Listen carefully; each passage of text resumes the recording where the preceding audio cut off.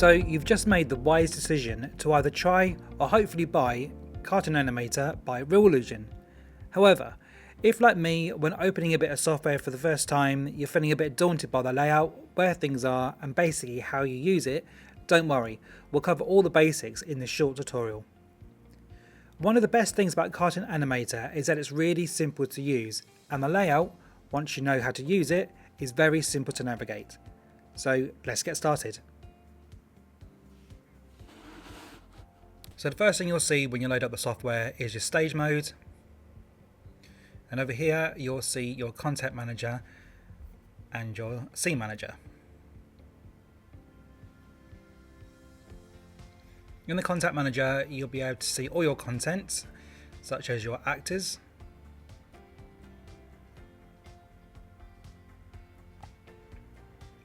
these are all the actors I've got. So you have a selection of pre-made characters. You'll have the human characters, you'll have the animal characters, you have the characters that are just a spine, you have wing characters, and you have free bone characters. There's quite a lot of characters that you can start with straight away. You'll also have a animation section where the software comes with some pre-made motions. You get front profiles and side profiles. You've also got a scene section where you've got different lights and different basic scenes, such as these are the backgrounds here. And you've also got some backgrounds as well. And you can put sound effects and text and sound and video. And also props. It comes with a lot of props which you can add to your scene. And I've also got this elastic motion option as well. Okay, so they're the features that come with the software. Now you can also, these are all templates that you can buy off the marketplace, and some of them come with the software, but you can also have your custom characters like mine here, my teacher. So you click on custom at the top, and then also for props I've also made some custom props as well. These are all in previous tutorials. So this is the scene manager, and there's nothing in the scene at the moment because there's nothing on the stage at the moment. But as you put things onto the stage, things will start popping up on the scene manager. So this is the stage mode. So let's start off at the top. At the top you've got your main menu, and here you'll see loads of different features that you'll see in most software, like new project, open project, recent project and save project. These are all my recent projects. You can also import your model, as in your character. You can create a character, you can create media, you can create sound, and you can also create scripts. A few other animation options up here. These are basically just shortcuts, menu shortcuts to features within inside the software.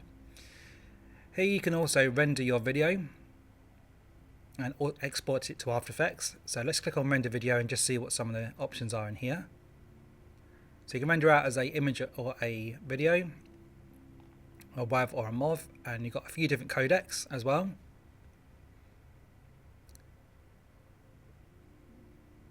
You can do 3D, you can change the frame size. I always render things out, usually anyhow in 4K. And once you've got a project in there, you can sort out the compression as well, so you can have, you can compress it or have it uncompressed. And then you export your video, and we'll go through that in a bit. And there's a few other little options at the top here, such as fill your screen, some camera views, and your restore desktop. Okay, so now we'll go to the project toolbar, and here you've got basically the same options again, they're just more shortcuts. So you can save a project, open a project, you can link to the marketplace, you can look at your characters, you can render, you can export to After Effects. You can undo, you can redo, you can select, you can duplicate, you can apply render styles, you can link, you can make things visible and invisible, you can change the opacity as well. You've got the options to go to the camera, camera zoom, camera pan, camera rotate, camera view, 3D view. That's basically to show your layers, and you can also launch your design software. Mine's Photoshop. Okay, here you can change the X, the Y, the Z, the width, the height and the rotation of your props, your scenes, or your characters. And on the left hand side, you've got Composer, Create Character, go through that in a minute, Create Media, let's click on that. So this is where you can import your props, your scene, an image layer, or a background. Here you can create a script, which is basically you can bring in dialogue to your characters. We'll go through that in a minute as well. So that's create scripts. Then text editor. Render style, you can change the colours of your characters a little bit. Your runtime composer. Your 3D motion key editor. You can import 3D motion, that's a new feature and it's brilliant. Your sprite editor, we can swap out sprites. Your body puppetry, or body puppet. Your face puppet. Your 2D motion key editor. Your face key editor. Your prop key editor. And your layer editor. So you can change the layer of some of your elements. Okay, and the bottom down here, this is where you can control your video. So you can play, pause by pressing the space button. You can stop. You can start at the beginning. You can preview previous frame, next frame. You can go to the end. You can loop your sequence. This is your time code. This is your project settings. So here you can change the number of frames. You can change the time of the frame. You've got the camera settings. Right there. And here you can sort out your safety area. And I'm going to leave it to the default. You can change the background color like this just by going over the color wheel, but I'm going to keep it as it currently is. You can change the background image, and you can also bring in video files. And I don't normally use those. So anyhow, let's go to OK. And here is show timeline. So you can turn that on and you can turn that off, and you can also change the volume as well.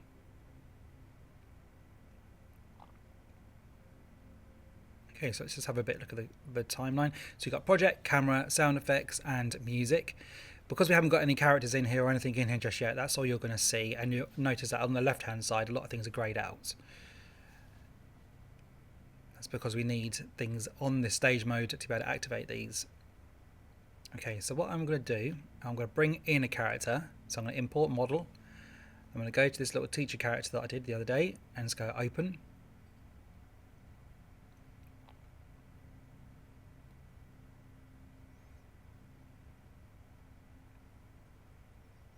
It's quite a big file, so it's taken a while to load. So it's just importing now. And there you go, our character's on the stage mode, and a lot of these options are now active.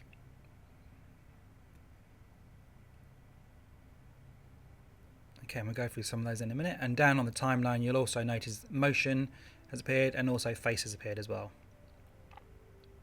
Okay, so let's just click on motion. And then we'll just start bringing the timeline up a bit. So what I need to do is some of these are turned off just so you don't see them on the timeline. These are all the parts of your bones. So I'm actually just going to turn these all on just so you can see them on the timeline. You can turn these on and off whenever you want, but I'm just going to turn them all on. And these are all the bones for the character. So let's just bring the timeline up a bit. And there you go, that's all of our bones. Okay, and there's some little drop downs as well, so you can see other bones for that. So for example, they're the bones for the feet. So I'll leave those turned off at the moment. So if you click on face and then scroll down to the bottom, you'll see you've also got options now for the face. So you've got the voice clip, face clip, and the face motion. And there's nothing happening here at the moment. But let's just now go to the composer mode for the character. So the character is selected, and we'll click on composer.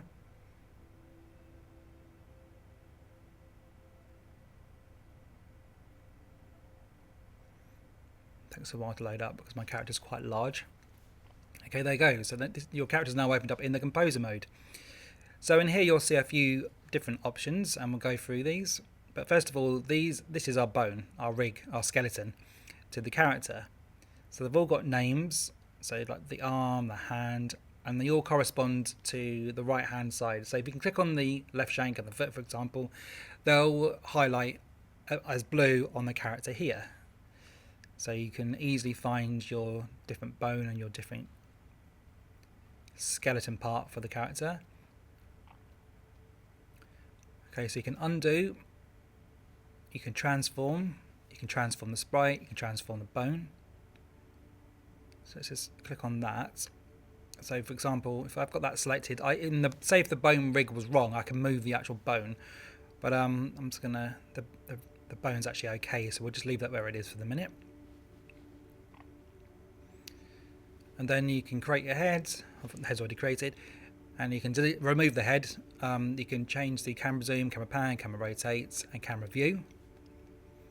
You can also change X. Actually, sorry, you can show the bone, and you can turn the bone off if you want to. You can also change the color. Say, for example, if your character was yellow and you couldn't see the bone, you can just change the color. So let's just change to orange. So there you go. So I'm just going to change that back to yellow. And you can change the size of the bone as well, and also the opacity as well, but I'm just going to leave it as it is. So you can go back to the stage, you can import a PSD asset, you can calibrate it. So we won't do this now, but I'll just show you what you've got here. So you can calibrate the face, so you can look at everything, or you can just have the head rotate, the expression, the eyeball, the eye blink, and the mouth shape. We'll go through those in another tutorial. This is just showing you where everything is. There's a bone editor. So if you wanted to, you can add a bone, you could remove a bone. You can duplicate a bone if you wanted to. And you can also see the wireframe of the character. You don't really need that, so I'm just going to turn that back off again. You've also got your mask editor, your facial animation setup. Let's have a look at that. So in here, you can sort the eyes out, because sometimes the irises don't really move that far. So for example, they're not really moving far outside the eye here, so you can move those out. So you have to do that for all the different positions. That's your left and your right, your up, and then you're down, and then we'll just, that's your large and then small, and then just go to the other eye, and we'll do the same again. This is also covered in another tutorial. This is just showing you really where it is, but let's just sort this out now while we're here. Okay, so we'll close that down. So there's also the sprite editor. So if you wanted to, you can swap out some assets. Say for example, this arm, if I wanted to change that, I don't need to, but if I did want to, I've got the options up here to delete the arm or replace the current sprite. So if I wanted to update this character with a different bit of costume, for example, I can just swap that out. And then the main thing here is the 360 head creator. And again, this is it's not really that complex, but I've got this on another tutorial as well. It's just really showing you where it is. So for this, you can reposition all the sprites for your left, your top left, your top or up, your top right, your right, your bottom right, bottom left, and left. And if you wanted to, you can add more positions into this. I don't actually do that. I really keep it as a default amount of positions. And you can also deform shapes as well here, which it sounds like you might not need to do it, but sometimes you do. For example, if I wanted to just deform the face so it looks like it's looking left, you can deform the actual sprite here. So let's just preview that. And there you go. So that's our basic 360 head turn. So let's just close that down. And you can also launch it into PSD editor. So it will load up in Photoshop, for example. And if I want to update some of the elements, like change the color of the hair, I can just launch that and it dynamically links to the PSD file and Cartoon Animator. So that's pretty cool. So we'll come out of this and go back to the stage mode.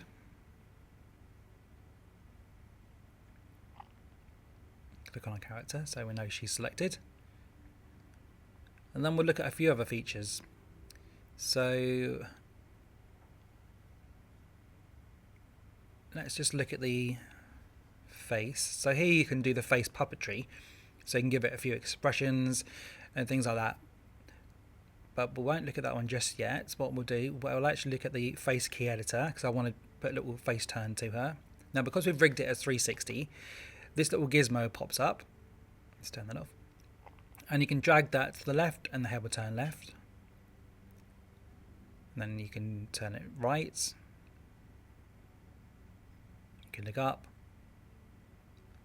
And you can look down. So that's our little 360 head. So what we'll do here, we'll go forward about 20 frames and then just turn the head to the center like that. And you'll notice now that down on the face clip, a keyframe has appeared for the head. So now what it will do, it will tween between the two. So the head now is very basic, but it's a very basic turn from left to the center. But now let's look at the eyes. So on this little graphic here, you can select different parts. So these are orange, they're for the eyes. Now if you click and drag on the grey area, the eyes would turn left, because I've dragged them left. Now let's just go forward a few frames. This might be a bit quick, but let's just now move the eyes to the center. So we'll drag those to the center. And you'll also notice now on eye, another little keyframe has appeared. And that's going to basically move the eyes. So let's go back to beginning, press play. Okay, the eyes move very quickly. I should probably have done a few more frames on that, but we'll leave it as it is for the time being. And close that down.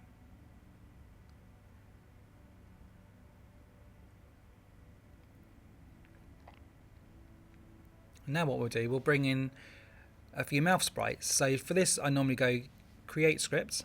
So click on that, and you get the option to record your voice from a microphone onto a computer.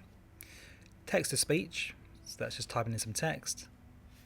You can bring in a WAV file if you've already recorded some audio, and you can bring in a cartoon script. But for this one, we're going to do text to speech, and we'll type in a little something here. So we'll just write hello there.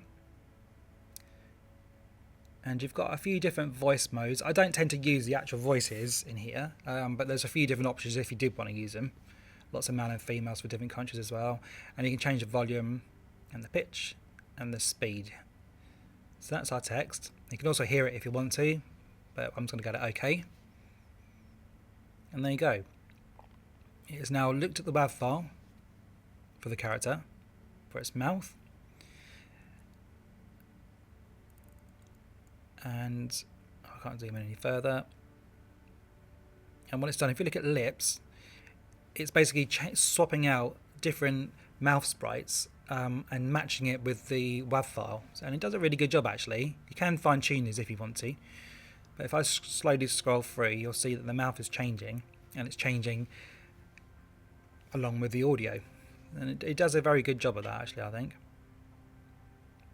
We can go into the sprite editor on the left hand side.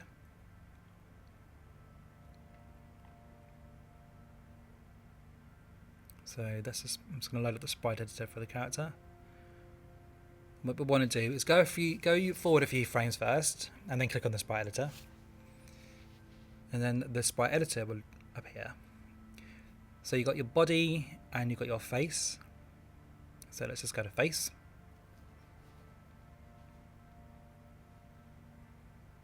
Click on face.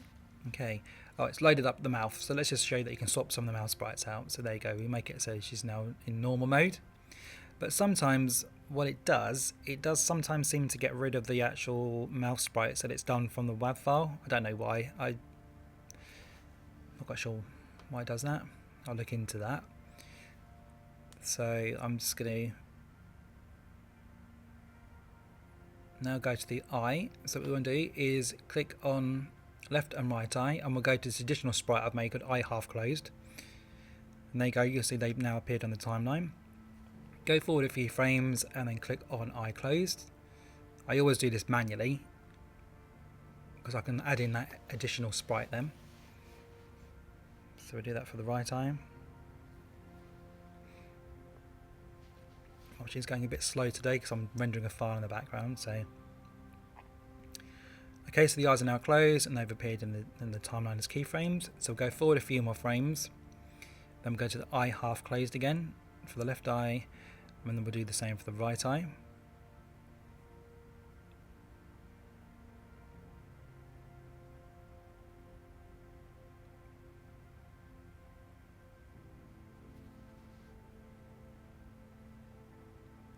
Okay, and we'll go forward a few more frames, and then we'll make it so it goes back to the normal default eye shape, which is normal. So we'll do that for the right eye, and then we'll do that for the left eye. And then you can copy and paste those keyframes if you want to add those in down the timeline, but we'll play that through. And there you go, you'll see there's a very simple eye close and eye open motion going on there now. So the next thing we'll look at is the 2D motion key editor. So load that up. And here we can click on any element of the body that's got a bone. So we'll look at the right arm, and then you can rotate that. So we'll rotate those arms down. Then we'll do the same for the left arm.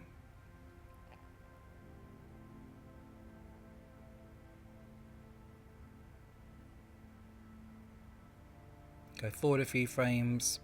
I'll just put another little bit of a movement in the arm there, just in the bottom arm. And you'll see that now these keyframes have appeared. So if we go back, you'll see that the arms now move slowly down. It's very basic, very simple, but it just gives you an idea of how you use the 2D motion key editor.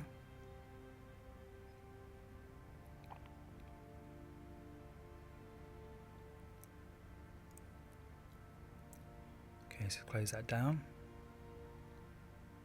And of course, the beautiful thing about the software is you can actually use pre-made motions. So we go to the, well, actually in the scene manager you can see now that the characters now appeared in that. So let's go back to the content manager and click on animation.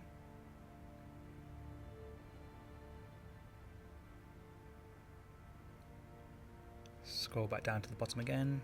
Oh, actually no, you don't need to do that. Okay, so you've got your front motions and your side motions. So we go to the elastic focus and we'll just get an idle motion. So we'll find stand 3, which is normally good bit of motion. Drag and drop that onto our character. And there you go. You'll see that the character has now picked up that bit of motion. So unlike the keyframes, which I've done for my manual bit of motion, this is basically brought in a clip, so it's a motion clip. So if I just scrub through that, you can see that the character is moving. And that's great for doing very simple bits of motion to your characters. So we'll keep that. Let's go back to the beginning.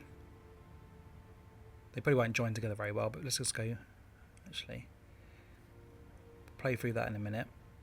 What we'll do now is we'll put a background to the sequence. So let's go to our scenes.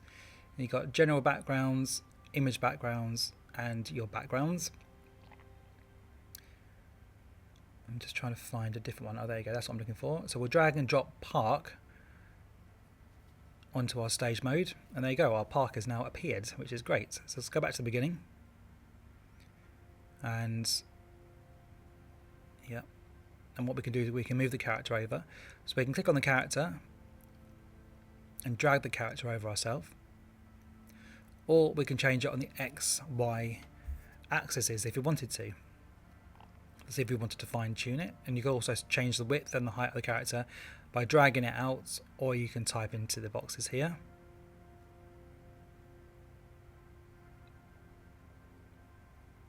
But I'm just going to leave it as it is. Let's go back to that. Okay, let's just play it through. And they go, because the two little motion clips don't really go together very well. I'm just going to put another little keyframe in it just to bring the arms down again. I could have a go at deleting the keyframes at the end to see if that's what's causing the arms to go a little bit funny. So let's just go down to the arms. And select some of these and then cut them. Oh no, it's making the arms go a little bit weird here. I'll probably undo this in a second. Let's cut those. Yeah, so I'm not fixing it by doing that. So I'm just going to put another little keyframe in it. It's okay as it is. This isn't really an animation test. It's more of like an interface test. But let's just bring those arms down again with the 2D motion key editor. Bring those down again. Go back to the beginning. Let's see what's happened here. Oh, still going a bit strange, but that's okay. Let's just close that down. Let's bring in that. And what you can do, you can ease it in a bit by dragging the actual motion file out. So it's still not really fixing our little issue of the arm suddenly popping out, but that's okay for now. So in the scene manager, you'll see that because we put the scene in, you can see all the different elements to this scene. So you can turn the character on and off, you can turn the scene on and off, and you can turn elements of the actual pre-built scene as well on and off. So that's really good. It gives you a good idea of layering for your scene. Then what we can do, we can go to props and we can bring in some props. So you can bring in your custom props. Let's go back to the beginning of the sequence. But let's just go and have a look at the template props. Let's just see if we can find any that will suit this scene. Okay, there's a few things here we can bring in. So let's bring in a stone. This is just to show you that you can drag and drop elements onto the scene. You can bring this other one. Yep, so I thought that was a stone, it's actually a tent, but let's just shrink it down a little bit and put it in the background. Okay, and let's just bring in this leaf. And there you go, that just shows you that you can bring in additional elements into your stage mode to help build up your scene. Let's see if there's anything else that we can put in. Okay, let's bring in that tree. Let's drag and drop that into the background. And then just move that up a little bit. Okay, so that's our little scene created. So if you go back to the stage manager, you can see that you've got your scene, you've got your props now, and you've also got your actor.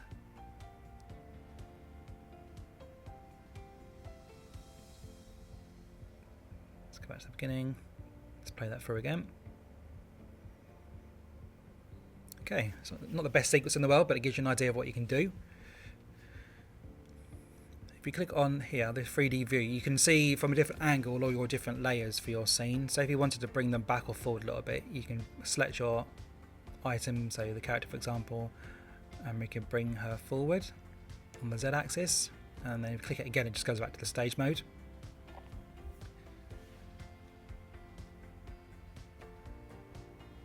Okay, one of the last things to do now is, let's just see how long this sequence is. So it's about 177 frames. Let's go back into our project settings, change the frames to 177. So I was making the sequence as long as the thing. So then click on loop, click on play, you can just watch it through. And it'll just loop through. Okay, and the last thing to do is go to render video. And you can change your settings. So I'm going to make it 1080. And then, yeah, 1080 and all the frames. So you can choose a range if you wanted to. And then click on export, give it a file name, click on save, and that will render out. And there you go. That was an overview of the user interface to Cartoon Animator.